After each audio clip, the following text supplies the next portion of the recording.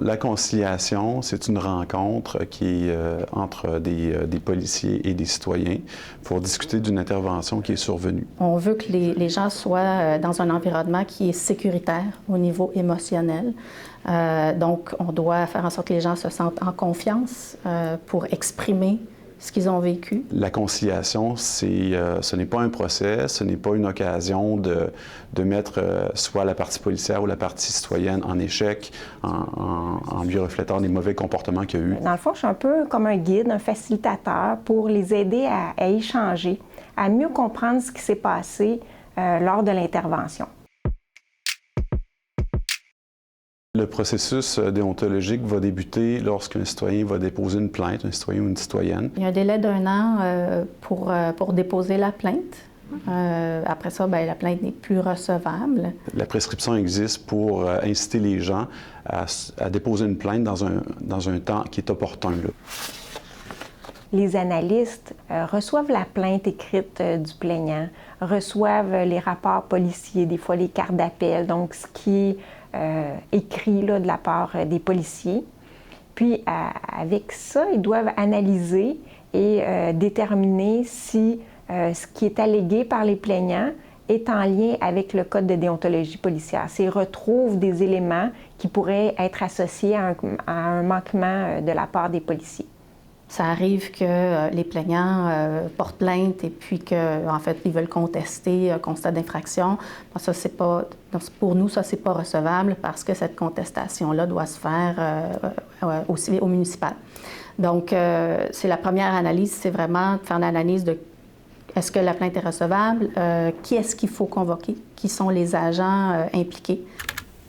Lorsque la commissaire a décidé qu'un dossier devait être orienté en conciliation, un décret de conciliation est envoyé aux parties, c'est-à-dire aux citoyens et aux policiers. Donc, c'est seulement une lettre qui va aviser là, les parties qu'une conciliatrice est nommée pour faire la conciliation. Habituellement, quand une plainte est orientée en conciliation, c'est parce que la commissaire a bon espoir que les allégations du citoyen ou de la citoyenne peuvent être réglées en conciliation. Ça dépend des gens. Il y a des gens qui souhaitent s'exprimer auprès du policier. Les plaignants en conciliation, bon, très souvent, ils sont mécontents. D'autres veulent pas que d'autres personnes, d'autres citoyens revivent la même chose qu'ils ont vécu. Donc, ils veulent sensibiliser les policiers à leur vécu personnel. Alors, c'est bien important d'avoir une écoute, de les laisser ventiler, exprimer ce qu'ils ont à exprimer. Dans la mesure où cet objectif-là...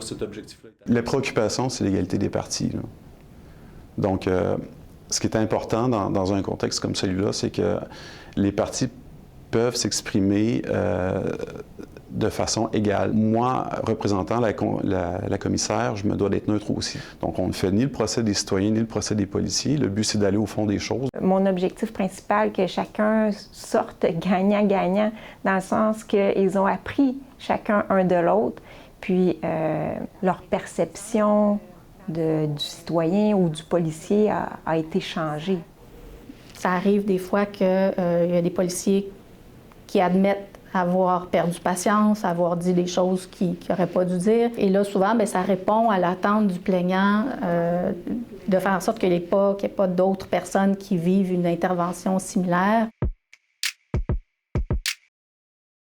Lorsque la commissaire décrète une conciliation, en tant que conciliateur, j'obtiens les disponibilités de la partie policière et de la partie citoyenne, de la partie plaignante. Puis après ça, je fixe une rencontre de conciliation.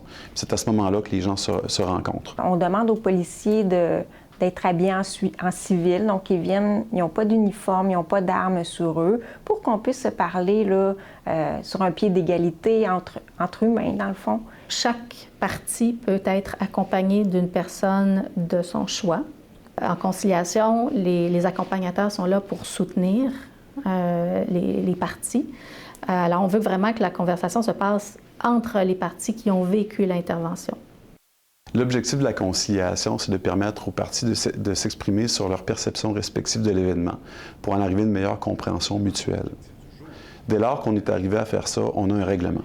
À la fin de la rencontre, le plaignant décide si ses objectifs sont atteints, si il sent que les policiers ont été sensibilisés. Donc, le plaignant, à ce moment-là, prend une décision de signer un règlement, donc de fermer la plainte ou pas. Donc, je vais vous demander d'être à l'écoute pendant ce moment-là. Moi, ce que j'aime dans mon travail, c'est vraiment d'accompagner les gens lors de cet échange-là, lors de la conciliation, qu'ils puissent se sentir en confiance pour pouvoir s'exprimer, les accueillir dans les émotions qu'ils peuvent vivre aussi à travers ce processus-là. J'ai des gens qui sont très satisfaits, ils me l'expriment à maintes reprises. Des fois, on m'appelle après la rencontre de conciliation pour me dire qu'ils sont satisfaits de la rencontre, qu'ils ont rencontré des belles personnes. Ça m'est arrivé la semaine passée.